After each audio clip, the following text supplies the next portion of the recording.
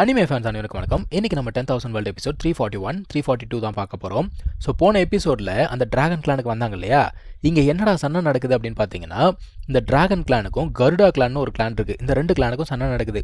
நம்ம ஹீரோ கேட்குறான், கருடா கிளான் வந்து அந்த அளவுக்கு ஸ்ட்ராங்கா அப்படின்னு கேட்குறான். நம்ம டிராகன் என்ன சொல்லுது, கண்டிப்பாக அவங்க ஸ்ட்ராங் தான். ஏன்னா டிராகன் கிளானை எதிர்க்கக்கூடிய ஒரே ஒரு ஆள் யார் அப்படின்னா கருடா கிளான் தான். ஸோ அவங்க கண்டிப்பாக ஸ்ட்ராங்காக தான் இருப்பாங்க. ஆனால் இங்கே பிரச்சனையே என்ன அப்படின்னா, இந்த டிராகன் கிளானோட ஸ்ட்ரென்த் வந்து முன்ன மாதிரி கிடையாது. அவங்களோட பிளட் லைன் பவர் அப்படிங்கிறது கம்ப்ளீட்டாக கம்மியாயிடுச்சான். ஸோ அவங்களோட ஸ்ட்ரென்த்துமே கம்மியாக தான் இருக்குது. ஜெயிக்கிறதுக்கு வாய்ப்பு கம்மி தான் அப்படிங்கிற மாதிரி நம்ம டிராகன் சொல்லுது. அதுக்கேற்ற மாதிரியே ஒரு ஆன்செஸ்ட்ரல் டிராகன் வந்து சண்டை போட்டுட்டு இருந்துச்சு இல்லையா, அந்த டிராகனுமே அழிஞ்சு போச்சுங்க. இதை பார்த்த உடனே அந்த டிராகன் கிளான் லீடர் இருக்கான்ல, அவன் வந்து பயங்கரமாக திருந்து போகிறான். இப்போ இந்த கருடா கிளான் அவங்க என்ன பண்ணுறானுங்க, டேய் அந்த ஆன்செஸ்டர் ஸ்பிரிட் செத்து போச்சுரா, விடாதீங்க, இதுதான் நமக்கு சரியான தருணம், அடிங்கடா அடிங்கடான்னு சொல்லிட்டு அந்த பேரியரை உடச்சி உள்ளுக்குள்ளே போகிறானுங்க. இந்த மனுஷன் பார்க்குறான், டிராகன் கிளான் கிட்ட வம்பு பண்ணால் விட மாட்டேன்டான்னு சொல்லிட்டு அவனுடைய அந்த சோல் எசன்ஸ் அப்படிங்கிறத பேர்ன் பண்ண ஆரம்பிக்கிறாங்க. ஸோ அதை பேர்ன் பண்ணி எல்லாரையும் அடிக்க ஆரம்பிக்கிறான். அவனுங்க பார்க்குறானுங்க, டேய் அவன் வந்து சோல் எசன்ஸே பேர்ன் பண்ண ஆரம்பிச்சிட்டான், நிற்காதீங்கடா ஓடுங்கடா ஓடுங்கடான்னு சொல்லிட்டு அங்கேருந்து எஸ்கேப் ஆயிட்டானுங்க. ஆனால் இந்த டிராகன் கிளான் ஆன்செஸ்டருக்கு பார்த்தீங்கன்னா சரியான அடி. ஏன்னா எசன்ஸை பேர்ன் பண்ணால் இந்த மாதிரி ஏதாவது பிரச்சனை வரும்.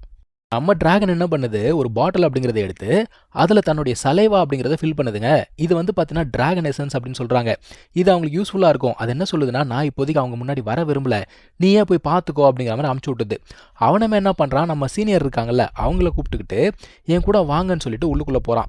ஆக்சுவலாக இந்த கருடா கிளான் என்ன பண்ணிக்கிட்டு இருக்காங்க, இன்னும் 2 பேரை தூரமாக அட்டாக் பண்ணிக்கிட்டு இருக்காங்க. நம்ம ஹீரோ போய் என்ன பண்ணுறான், அவங்க 2 பேரை காப்பாற்றி விடுறான்.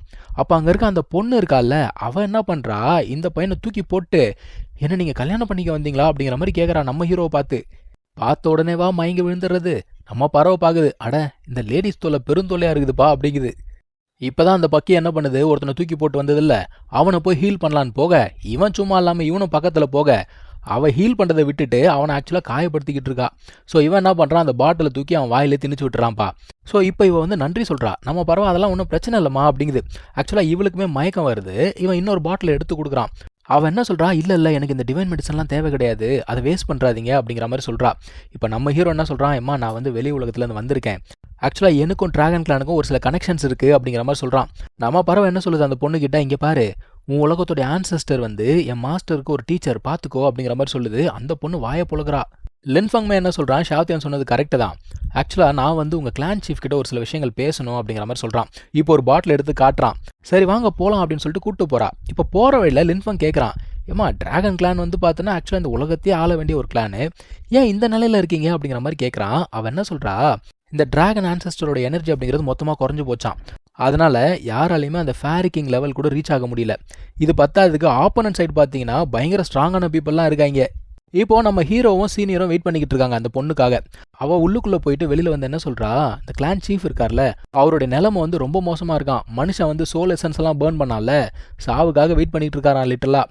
இப்போது நம்ம ஹீரோ என்ன சொல்கிறான், என்னால் க்யூர் பண்ண முடியும் அப்படிங்கிற மாதிரி சொல்ல, சரி வான்னு சொல்லிட்டு கையை பிடிச்சி உள்ளுக்குள்ளே கூப்பிட்டு போகிறா. உள்ளுக்குள்ளே போன உடனே சொல்கிறான், இந்த மாதிரி இவர் தான் வந்து லின்ஃபங், இவர்கிட்ட வந்து வாட்டர் ஆஃப் லைஃப் இருக்குது அப்படின்னு உடனே அவனுங்க பார்க்குறானுங்க, இது வாட்டர் ஆஃப் லைஃபா, ஆனால் அது மட்டும் பத்தாதே, நமக்கு வந்து டிராகன் எசன்ஸ் வேணுமே அப்படிங்கிற மாதிரி சொல்ல, இவன் என்ன பண்ணுறான், ஒரு ட்ராப்லெட் அப்படிங்கிறத சென்ட் பண்ணுறான். அவனுங்க பார்க்குறானுங்க, அடடா என்னடா ரொம்ப ப்ரெஷியஸாக இருக்கேன்னு சொல்லிட்டு ஒன்று தின்னுட்டான்.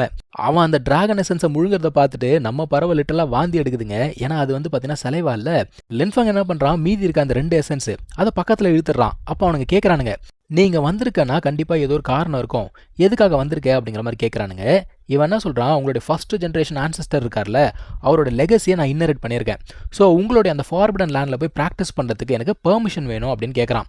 அவங்க பார்க்குறாங்க, இல்லைப்பா அது முடியாது, கஷ்டம், ஏன்னா அங்கே இருக்க எனர்ஜி கம்மியாக இருக்குது, எங்களுக்கு அது ரொம்ப முக்கியம், நான் எப்படி ஒன்று அனுப்புறதுன்னு சொல்லிட்டு, நீ எங்கள் கிளான் சீஃபோடைய வாழ்நாட்களை 100 வருஷத்துக்கு உயர்த்துறியா, அப்போ நான் அலோவ் பண்ணுறேன் அப்படிங்கிற மாதிரி சொல்ல, நம்ம ஹீரோ என்ன சொல்கிறான், அந்த ஆள் ஏற்கனவே பயங்கர ஸ்ட்ராங்காக இருக்கான், அந்த ஆளுடைய வாழ்நாட்களை 10 வருஷத்துக்கு உயர்த்துறதே ரொம்ப கஷ்டம், நான் வேணும்னா 50 வருஷத்துக்கு உயர்த்தி தரேன் அப்படிங்கிற மாதிரி சொல்கிறான். சரி ஓகேன்னு சொல்லிட்டு அந்த ஒரு கிளான் சீஃப் கிட்ட கூப்பிட்டு போகிறாங்க. அங்கே போய் பார்த்தா அந்த மனுஷன் ஆல்ரெடி செத்து போன மாதிரி உக்காண்ட்ருக்கான். நம்ம பறவை வாயை வச்சுட்டு சும்மா இல்லாமல், ஐயோ அந்த ஆள் செத்து போயிட்டானா அப்படிங்கிறான். இவனுங்களுக்கு சரியான கோவம். நம்ம ஹீரோ போய் மண்டையிலே ஒன்று வைக்கிறாங்க. அந்த கிளான் சீஃப் ஆக்சுவலாக உயிரோட தான் இருக்காரு. அவர் என்ன சொல்றாரு, எப்பா மன்னிச்சுக்கோப்பா, என்னால் எந்திரிச்சு கூட உன்னை வரவேற்க முடியல அப்படிங்கிறாரு. நம்ம ஹீரோக்குள்ள அந்த டிராகன் என்ன சொல்லுது, அடடா இவன் வந்து டிராகன் கிளானோட டிசெண்டன்ட் ஆச்சே, நானே உதவி செய்கிறேன்னு சொல்லிட்டு ஒரு டிராப் ஆஃப் வாட்டர் அப்படிங்கிறத கொடுக்குது. நம்ம பறவை என் பக்கத்தில் வராதன்னு சொல்லிட்டு தள்ளி விடுது. இப்போ அந்த மனுஷன் அதை வாயில் போட்டு முழுங்கின உடனே அது என்ன பண்ணுது, அவரை பயங்கரமாக ஹீல் பண்ண ஆரம்பிக்குது. அந்த மனுஷன் என்ன சொல்கிறான், இது பயங்கரமான ஒரு மெடிசனாக இருக்கே, டேஸ்டெல்லாம் சூப்பராக இருக்குது, உங்ககிட்ட இன்னும் கொஞ்சம் இருக்கா அப்படிங்கிற மாதிரி கேட்க நம்ம ஹீரோ என்ன சொல்கிறான்னா, நான் வந்து உங்கள் ஃபார்பர்டன் கிரவுண்டில் ப்ராக்டிஸ் பண்ணணும், பெர்மிஷன் கொடுப்பீங்களா அப்படின்ற மாதிரி கேட்குறான். அவர் வந்து முடியவே முடியாது அப்படின்னு ஃபஸ்ட்டு சொல்கிறாரு. ஒருத்தர் போயிட்டு, ஐயா உங்கள் வாழ்நாட்களை 50 வருஷத்துக்கு நீட்டிச்சு கொடுக்குறாங்களாம், எப்படி வசதி அப்படின்னு நான் எப்போ முடியாது சொன்னேன்னு சொல்லிட்டு மாற்றிட்டான். அதாவது நம்ம ஹீரோ வந்து அந்த ஏன்ஷியன்ட் ஆன்செஸ்டரோட ஸ்டூடெண்ட்டான், அவனுக்கு அங்கே போய் ப்ராக்டிஸ் பண்ணுறதுக்கு எல்லா தகுதியும் இருக்குது அப்படிங்கிற மாதிரி மாற்றி பேசுகிறாப்புல. நம்ம ஹீரோ என்ன சொல்கிறான், முதல்ல 30 வருஷம் உங்கள் வாழ்நாளை நீட்டிக்கிறதுக்கு நான் மருந்து கொடுக்குறேன், அதுக்கப்புறமா நான் வந்து 20 வருஷத்துக்கு கொடுக்குறேன் அப்படிங்கிறான். அவர் பார்க்குறாரு, சரிப்பா உன்னோட சந்தேகம் எனக்கு புரியுது, ஒன்றும் பிரச்சனை இல்லை, இந்த டீலை நான் ஏற்றுக்கிறேன் அப்படிங்கிறாரு. இவன் உடனே ஒரு பாட்டில் எடுத்து கொடுக்குறான். அந்த மனுஷன் அந்த பாட்டிலை கையில் பிடிச்சிட்டு என்ன சொல்கிறான், எனக்கு அப்போவே தெரியும் இதில் வந்து டிராகன் ஆன்செஸ்டரோட எசன்ஸ் இருக்குது அப்படிங்கிறான். நம்ம ஹீரோ சொல்கிறான், ஆமாம் கண்டிப்பாக இருக்குது, நான் அதை ஒரு ஏன்ஷியன்ட் கேவ்லேருந்து கொண்டு வந்திருக்கேன் அப்படிங்கிற மாதிரி சொல்ல அந்த மனுஷன் அதை ஓப்பன் பண்ணி குடிக்கலாம் அப்படின்னு பார்க்கும்போது நம்ம பறவை வாந்தி எடுத்துக்கிட்டு இருக்குமா, ஏன்னா அது சலேவா இல்லை. இப்போ அங்கே இருக்க இன்னொருத்தர் அவர் என்ன கேட்குறாரு, எனக்கும் ஒரு பாட்டில் கிடைக்குமா அப்படிங்கிற மாதிரி கேட்குறாரு. ஏன்னா அது ரொம்ப ப்ரெஷியஸ் இல்லையா. ஆனால் நம்ம ஹீரோ என்ன சொல்கிறான், ஏங்க இது வந்து ரொம்ப ஒரு ப்ரெஷியஸான விஷயம், லிமிட்டட் சப்ளை தான் இருக்குது, நான் முதல்ல ட்ரைனிங் முடிச்சுட்டு வரேன் அப்புறமா பேசலாம் அப்படிங்கிற மாதிரி சொல்கிறான். அவருமே பார்க்குறாரு, சரிப்பா அப்படின்ற மாதிரி சொல்கிறாரு. இப்போது நம்ம ஹீரோ இப்படி நடந்து போயிட்டான். அந்த மனுஷன் கேட்குறான், ஏண்டா இது ரொம்ப விந்தையா இல்லை, டிராகன் கிளானை சேர்ந்த நம்மகிட்டயே டிராகன் எசன்ஸ் இல்லை, ஆனால் அவன்கிட்ட நிறைய இருக்கே அப்படிங்கிற மாதிரி சொல்ல இன்னொருத்தன் என்ன சொல்கிறான், அப்போ அவன் கதையை முடிச்சு விட்டலாமா அப்படிங்கிற மாதிரி கேட்குறான்.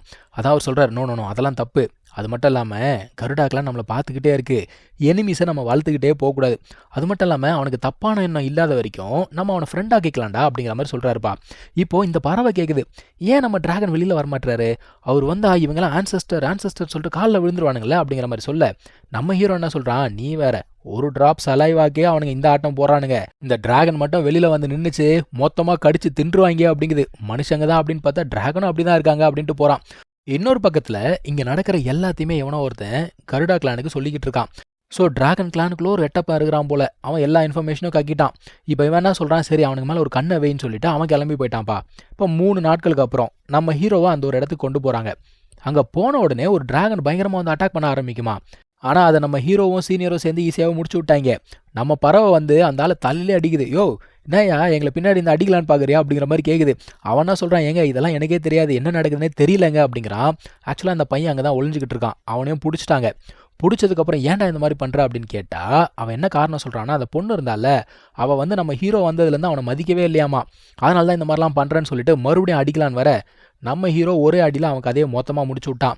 வாயா முதல்ல கேட்டை தரையான்னு சொல்லிட்டு நம்ம பறவை வலிச்சுன்னு போகுது. அந்த ஆள் உள்ளுக்குள்ளே போகும்போது அவன் என்ன சொல்கிறான், ஆக்சுவலாக வந்து இவன் டிராகன் கிளானை சேர்ந்தவன் கிடையாது இல்லையா, ஸோ அந்த ஒரு இடத்த தாண்டி அவனால் மேலே போக முடியுமா முடியாதா அப்படிங்கிறது எனக்கு தெரியாது, அது எல்லாமே உன் கையில் தான் இருக்குது அப்படிங்கிற மாதிரி கூப்பிட்டு போகிறான். அந்த இடத்துல 3 டிராகனுடைய சிலை இருக்குங்க. அந்த 3 சிலையில் நம்ம டிராகனுடைய சிலையுமே ஒன்று. இப்போ நம்ம ஹீரோ இதை தாண்டி உள்ளே போனோம் அப்படின்னா அவனுக்கு அந்த 3 ஆன்செஸ்டருடைய அப்ரூவல் அப்படிங்கிறது தேவைப்படுது. ஸோ அந்த அப்ரூவலை எப்படி வாங்குறது அப்படிங்கிறத நம்ம அடுத்த எபிசோடில் பார்க்கலாம். தேங்க்யூ ஸோ மச் ஃபார் வாட்சிங். Take care. பாய்.